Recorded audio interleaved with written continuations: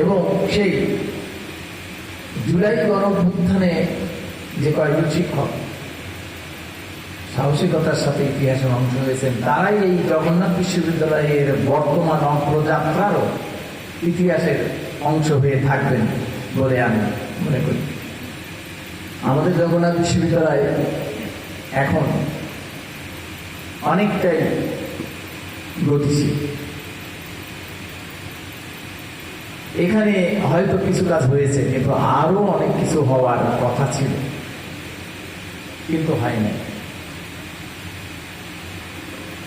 এই জুলাই গণঅভ্যুত্থান 2024 কিন্তু আমাদেরকে সেই সুযোগ এনে দিয়েছে।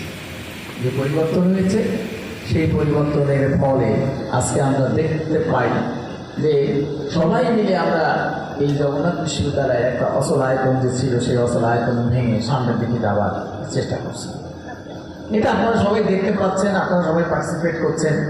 সামনে থেকে এই যে কিছু মানুষ, আমাদের শিক্ষা সমিতির সভাপতি, সাধারণ সম্পাদক, সামনে যারা আছেন, তারা হয়তো সারাক্ষণ এখানে সময় দিয়ে এই বিশ্ববিদ্যালয়কে গতিশীল রাখার চেষ্টা করছেন।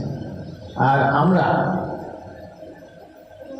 আপনারা সবাই সেখানে পার্টিসিপেট করছেন, কন্ট্রিবিউশন করছেন, শিক্ষক, কর্মকর্তা, কর্মচারী, এবং আপনারা করবেন, কারণ এই বিশ্ববিদ্যালয় হচ্ছে আপনাদের, আমাদের সবার।